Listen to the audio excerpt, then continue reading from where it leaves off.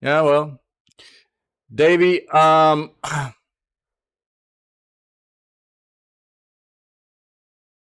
don't necessarily disagree with everything that he said on that front.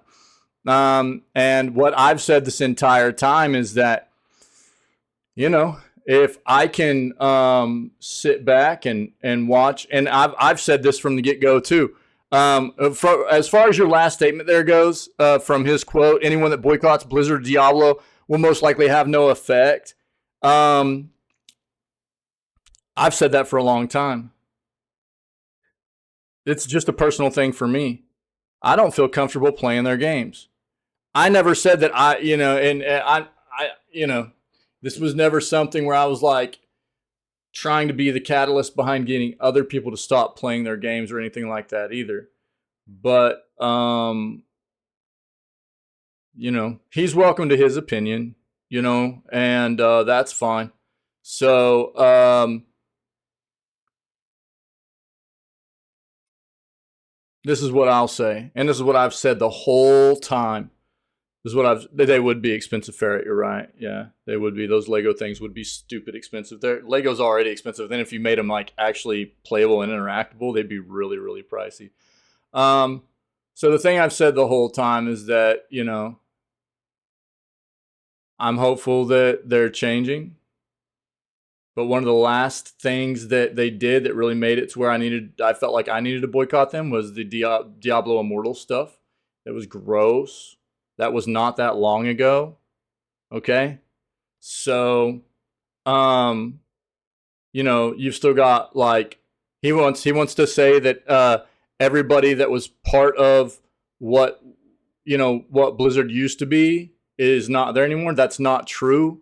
Mikey Barra, who is like one of the, who is he? Like the president of Blizzard or whatever.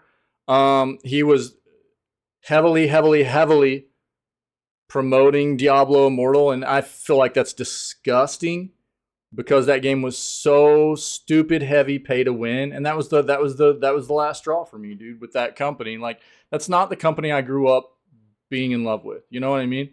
And like I said before, I never expected to be the catalyst behind the change to get people to. I wasn't trying to get other people to boycott them or whatever. It's a personal thing for me. I do think that trying to get people to realize that whether it be Blizzard or EA or Ubi or Square Enix or, I mean, the list goes on and on and on. These companies that keep that have transformed and from these developers that we were once in love with to these more scummy, gross developers nowadays, I think it at least should prompt people to take a hard look at whether you should, at the very least, be pre-ordering and buying games from them day one, And personally, for me with Blizzard, I just I don't want to be a part of it anymore.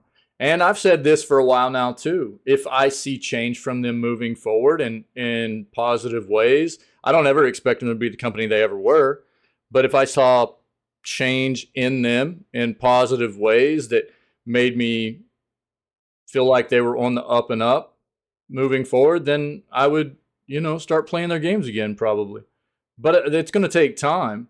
There's been from Diablo 3 all the way through Diablo Immortal, that's a long time that I gave them to watch them just fall. It's going to take a long time to build that trust back up with me, And as much as it hurts to not play Diablo 4, I don't care to play Blizzard games anymore. It's not the same company they were for me. So